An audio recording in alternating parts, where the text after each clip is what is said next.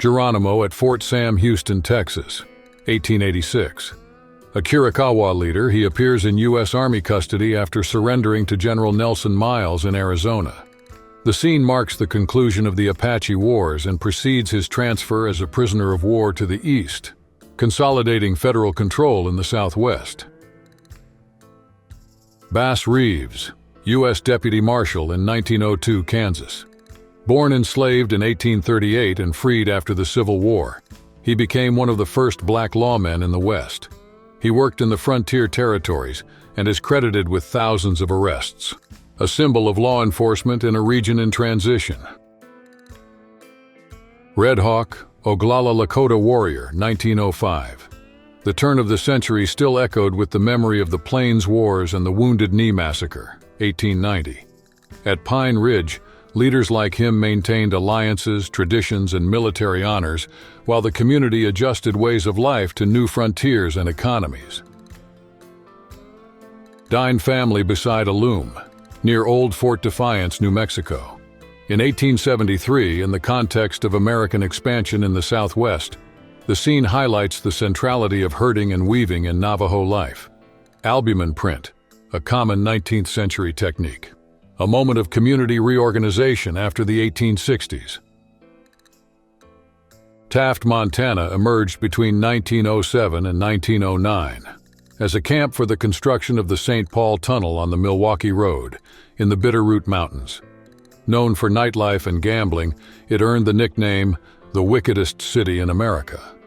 In August 1910, the Great Fire devastated the settlement, which declined after the line was completed. Annie Oakley, sharpshooter with Buffalo Bill's Wild West, appears in Chicago in the 1890s. Her fame grew with traveling shows and the boom in urban entertainment after the 1893 Columbian Exposition. The image reflects a popular culture that celebrated precision, speed, and feats with firearms in the mythic West. 5 members of the Wild Bunch pose in a studio around 1892.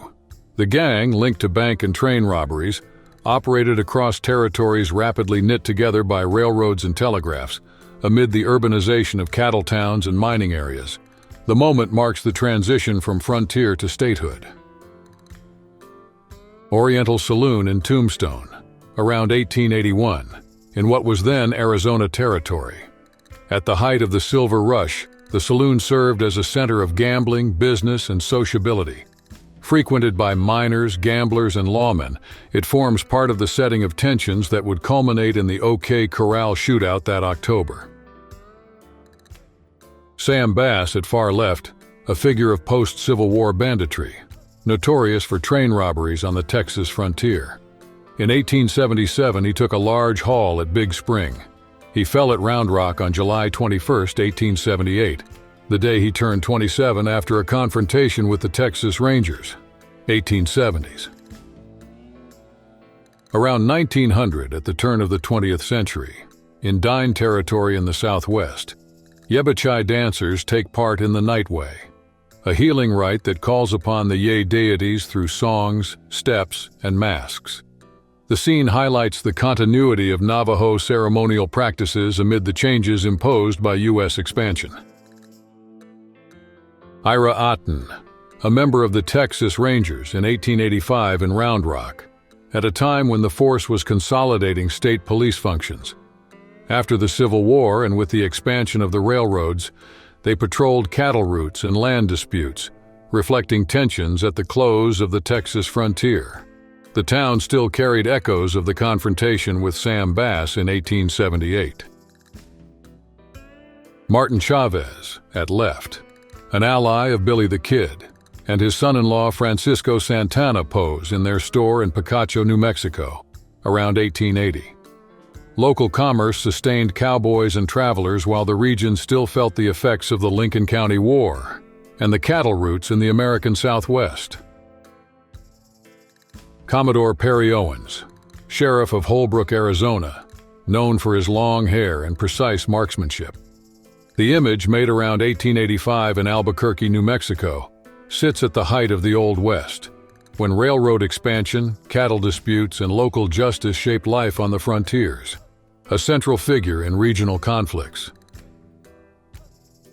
William S. Hart, silent film Western star, sits beside Bat Masterson, former Dodge City sheriff turned sports writer, in the office of the New York Morning Telegraph on October 7, 1921.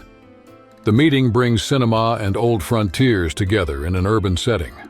Masterson would die there 18 days later, closing a chapter of the West. Interior of a saloon in Butte County, California, c. 1903. A wooden bar and mirror at the back serve miners, loggers, and farmers. Rows of bottles indicate expanding commercial brands. Card tables and a piano mark leisure in a period of a timber boom and the arrival of the railroad, already under the reformist climate of the Progressive era. Jesse James's family home, Kearney, Missouri, 1877. In this rural household, the James brothers grew up, former Confederate guerrillas who, after the Civil War, became symbols of banditry in the West. In 1875, Pinkerton agents attacked the farm. Archie, a half-brother, was killed, and the mother, Zerelda, was seriously injured. Las Gorras Blancas, active in northern New Mexico between 1889 and 1891, emerged from Hispano-Mexican small landowners to confront fencing and land usurpation after annexation to the United States. They acted at night, cutting down fences, burning timber, and pressuring local authorities in defense of community rights. Created by Olaf Weghorst for the credits of El Dorado, 1967, the paintings evoke 19th-century Western art, horsemen, firearms, and arid landscapes. They place the film within the tradition of the American frontier, when territorial expansion reorganized roots, settlements, and local economies, bringing historical myth and the Western together in cinema. Gold Hill, Nevada in the 1860s saw the height of the Comstock lode. The Imperial and Empire mines shaped the landscape with tunnels and webs of tracks, while the Pioneer Steam Laundry delivered clean clothing by wagon. The scene shows the urban economy that arose to sustain exhausting shifts and the floating populations of the Silver Rush. Joseph Lee Haywood, an employee of the First National Bank in Northfield, appears around 1870. On September 7, 1876, he refused to open the vault during the James Younger Gang's raid and was killed. His stance came to represent the community's defense and the city's civic memory. It echoes the violence of the American post-Civil War period. Charles Bowles, Black Bart, the famed stagecoach robber who operated in California between 1875 and 1883, known for heists without gunfire and rhymed notes signed Poe 8. The context is the twilight of the Old West.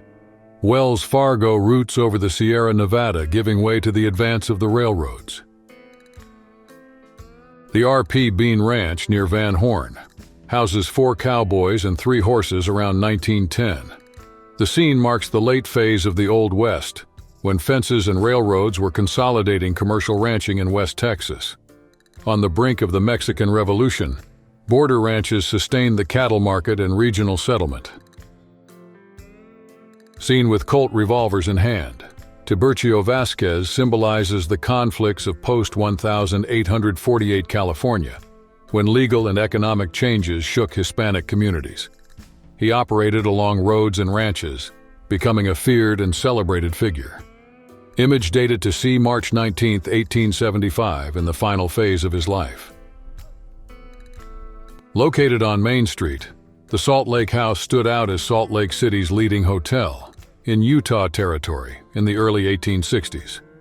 It served stagecoach caravans, merchants, and travelers heading west, hosting civic meetings and business in a city shaped by American expansion and transportation routes.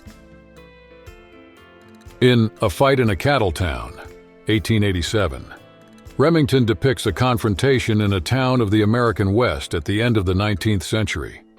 In the scene, armed cowboys and onlookers before saloons reveal the typical tension of settlements tied to railroads and cattle drives, where local authority was precarious and fights escalated quickly. Fort Laramie, Wyoming, 1868. William T. Sherman, third from left, and commissioners negotiate with Sioux chiefs and leaders after years of conflict on the Great Plains and along the Bozeman Trail. The talks would culminate in the 1868 treaty, which recognized the Great Sioux Reservation and crossing routes, a post-Red Cloud's War milestone. In 1862, at the height of the U.S. Civil War, detachments of the California Column were ambushed at Apache Pass by Chiricahua warriors led by Cochise. The pass between the Dos Cabezas and Chiricahua Mountains commanded the route of the Butterfield Overland Mail, vital for the way to New Mexico.